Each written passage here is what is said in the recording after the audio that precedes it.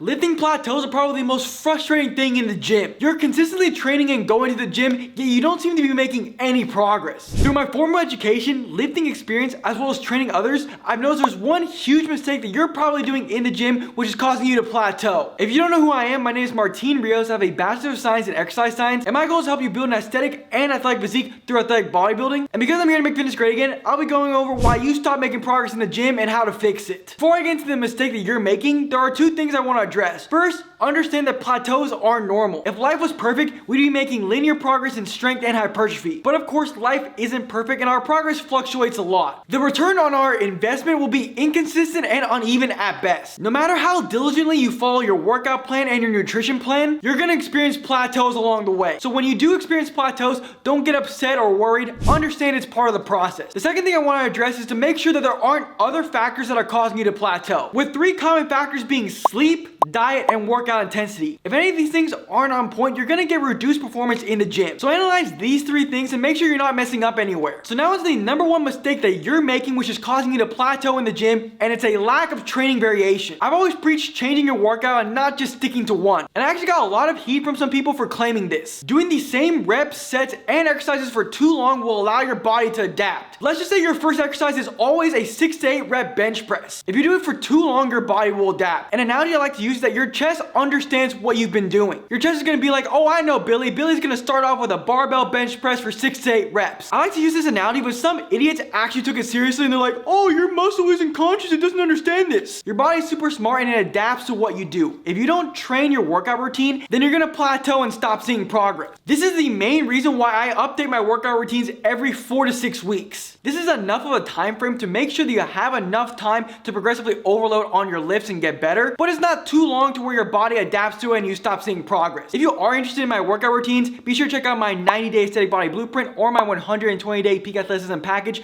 Both of these will be in the description. There are two easy ways you can change your workout to where you don't plateau or you get through this current plateau you're in. The first is changing your reps. For example, if you're doing a barbell bench press for 6 to 8 reps, maybe switch it up to higher reps and do 10 to 12 reps. Another example is just changing the exercise altogether. So if you're doing a barbell bench press, maybe switch to an incline bench press variation, a dumbbell bench press variation, dips, or even a chest machine if you're hitting a nasty plateau. And like I said earlier, I like to switch up my workout routine every 4 to 6 weeks. Changing your workout routine will give your body a new stimulus so you can push past plateaus, or if you do what I do and change your workout every 4 to 6 weeks, will help prevent any plateaus from coming up. If you regularly change your workout routine, or you've changed your workout routine and you're still in a plateau, you might need a deload week to allow your body to recover and get back on track. A deload week is a planned reduction in training volume to allow your body to recover from accumulated fatigue from the workouts that you've been doing for months or weeks on end. Whenever I do a deload week, I just like to lower the volume that I'm currently doing by 50% for 1 week. And there are two ways that I like to do this. The first way is to lower the reps or the weight you're currently doing by 50%, but keeping the sets the same. For example, let's just say the first exercise of your chest workout is a barbell bench press for 6 to 8 reps for 200 pounds. Using this deload technique, you'd either bench press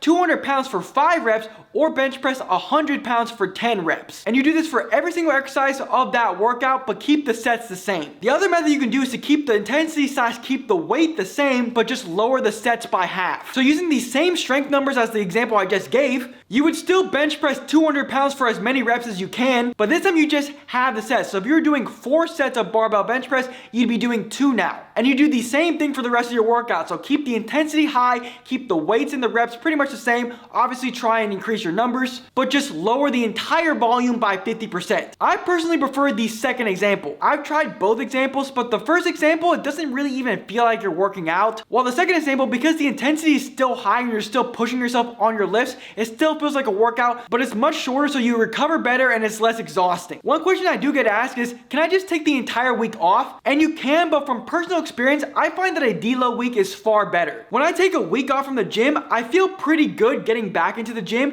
but it still takes me like a week or 2 to get back on track. And what I mean by that is that when I get back into the gym, My strength numbers are down a little bit, so it takes me like a good week or two to get back to where I currently was. Again, I feel fresh and recovered, but my strength numbers go down. This is why I prefer the deload method that I mentioned before, because you're still using heavy weights, but you're just having the volume, so you just pick up where you left off. When it comes to the frequency of a deload week, some people claim that you should take a deload week every 8 to 12 weeks, which is a pretty good time frame, but what I personally like to do is just take a deload week when I've noticed a little bit more fatigue or if I'm plateauing. And that's why you stop seeing progress in the gym and how to keep on going. If you're looking for different exercise variations to incorporate into your routine, I made a bunch of videos where I take a look at Jeffrey Nichols' exercise tier list, which you should check out.